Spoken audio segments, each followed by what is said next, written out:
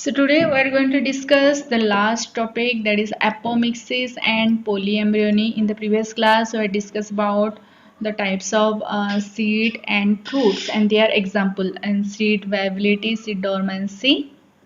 Okay, apomixis. Okay, apomixis means it is a mimics of sexual reproduction but produce seeds without fertilization. Okay, this is the mimic of sexual reproduction, but here this is a mimic of sexual reproduction and it produce seeds without fertilization. मतलब वो fertilization, जो fertilization जैसा उसको उसको mimicry करेगा, ठीक है, लेकिन इसमें मेल गेमेट्स का इन्वॉल्वमेंट नहीं होता है. That's why here fertilization is not takes place in case of apomixis. So apo means without, amixis means marriage. So it is the formation of this new individual by asexual method which mimic the sexual reproduction. मतलब it behaves like the sexual reproduction but actually it is the asexual method because here male gametes are not involved. But here what happened? Seeds are formed. इसमें seed जब formation हो रहा है, okay, that's why it is known as mimic of sexual reproduction, but don't involve the fusion of this gamete of this sex cells. ठीक है, that's why it is known as apomixis. So here this normal type of the sexual reproduction having two regular features, that is meiosis and fertilization. Okay, तो gamete formation होगा by meiosis and then fertilization होगा, male and female gamete का fusion होके fertilization होगा, that is amphimixis. Next, the organism reproducing through the apomixis, that is the apomictes. Apomictes means this organism that produce through the apomixis, that organism is known as apomictes. Clear? So how this apomixis will be formed? First, this formation of these asexual seeds, if this embryo develop directly without the gamete fusion, this is normal sexual reproduction. तो इसमें embryo sac develop हुआ, जो double fertilisation होके इसमें seed formation हुआ, मतलब इसमें normal zygote formation हुआ और एंडोस्पर्म फॉर्मेशन हुआ, एम्ब्रियो एंड एंडोस्पर्म फॉर्मेशन हुआ दोनों. ये है हमारा सिनर्जिड्स और egg and this is the central nucleus. But in case of apomixis, इसमें क्या होगा? This is the aposporous initial which undergo the division. मतलब ये जो aposporous individual है, इसमें क्या हो रहा है? ये जो मेगास्पोर है इसका रिपीटेड डिवीजन हो रहा है, डिफरेंशिएशन हो गया, एम्ब्रियो सेक फॉर्मेशन होगा. लेकिन इसमें एक एपोस्पोरस इंडिविजुअल होता है जो कि it undergo repeated mitotic division to form the aposporous embryo sac.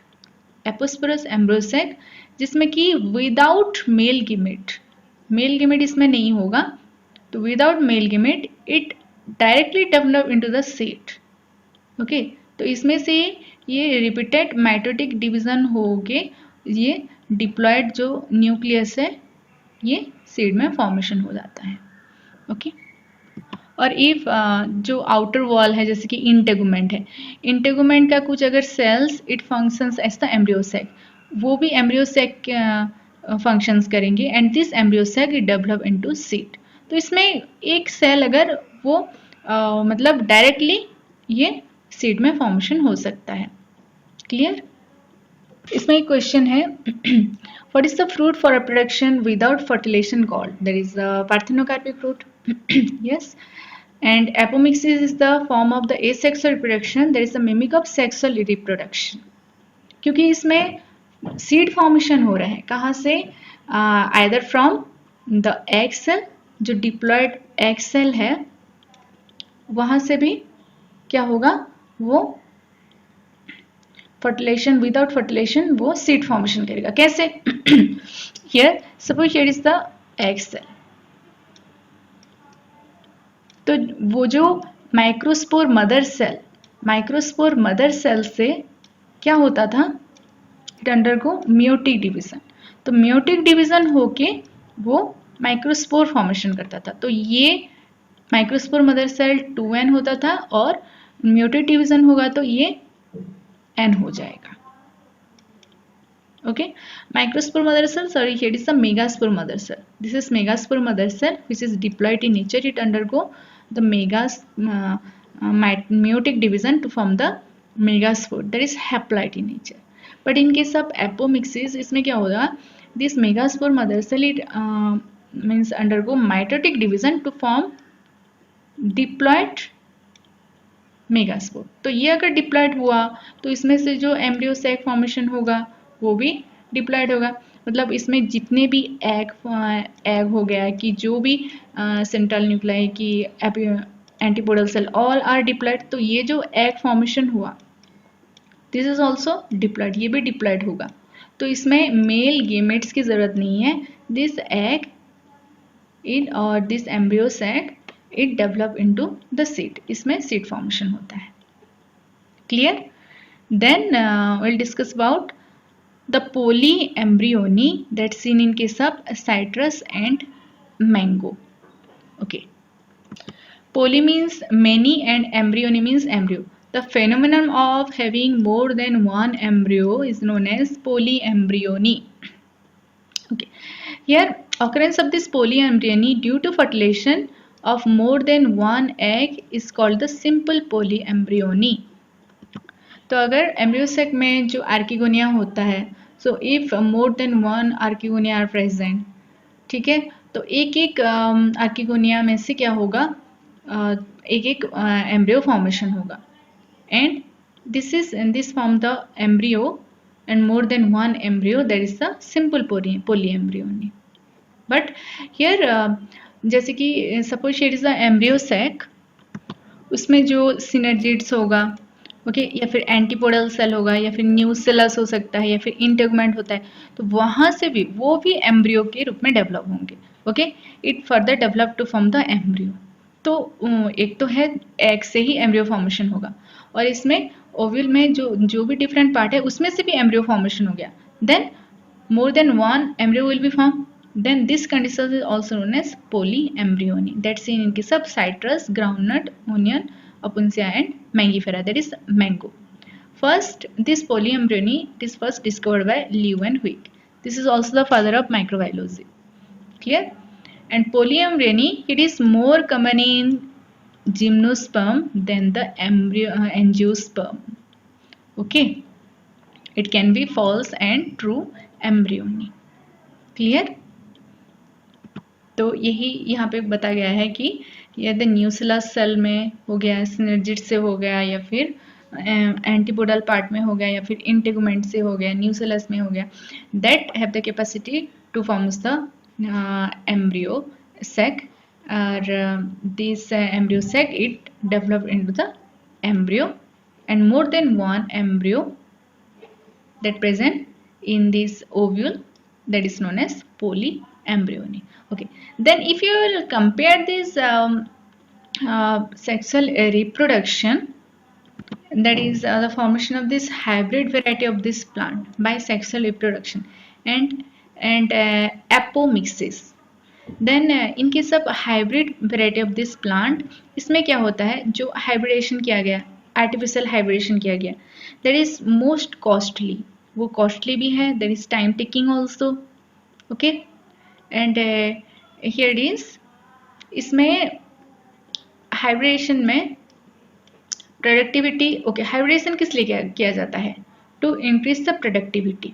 But problem क्या है इसमें कि हर साल, okay, one of this problem of this hybrid, that is hybrid seed have to be produce every year, हर साल उसको करना पड़ता है, ठीक है। And if this seed collected from this hybrids are down are sown, then this plant in this progeny will segregate and don't maintain the hybrid character.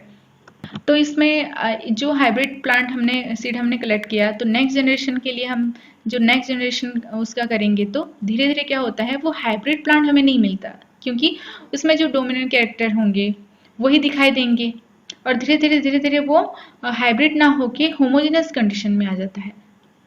Okay, और इसके लिए this hybrid plant is costly भी है, okay, and it is very expensive for this farmer के लिए वो expensive भी है।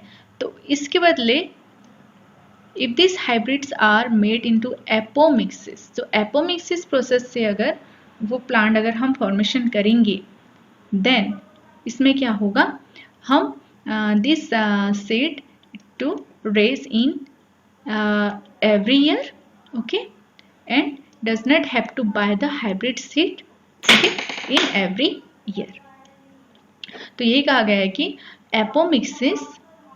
एपोमिक्सिस सीड से अगर हम फॉर्मेशन करेंगे that will be the cost effective, और इसको हर साल हमें वो हाइब्रिड सीड भी हमें खरीदना नहीं पड़ेगा, clear. And this is also very important of this apomixis in hybrid seed industry, तो इंडस्ट्री में भी ये हम यूज कर सकते हैं। So this is all about your apomixis and polyembryony. As you can see, this is the difference between the apomixis and polyembryony.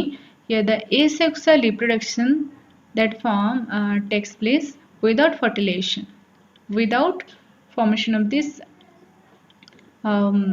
without involvement of this meiosis. तो इसमें meiosis formation नहीं होता है, तो egg already there is diploid, उसमें पहले से ही वो डिप्लॉयड होता है, तो डिप्लॉयड में से डिप्लॉयड सीड भी फॉर्मेशन हो सकता है। But here in case of polyembryony formation of this more than one embryo from this single fertilized ovum, okay, और इन द सिंगल सीड, तो एक सीड में बहुत सारे एम्ब्रियो फॉर्मेशन हो जाएंगे। This is the asexual reproduction, there is a sexual reproduction. Fertilisation तो इसमें नहीं होता है, और इसमें फर्टिलाइजेशन डेफिनेटली होता है। Does not involve the production of this seed, और इसमें involve the production of this seed. The offspring plants are genetically identical to this parents, obviously, क्योंकि उसमें egg से ही, उसमें मेल गेमेट्स नहीं है, तो जेनेटिकली आइडेंटिकल ही होगा उसमें।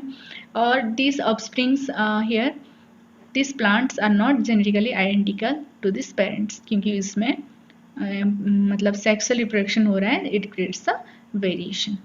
So please learn the different terms, okay, and please practice all these type of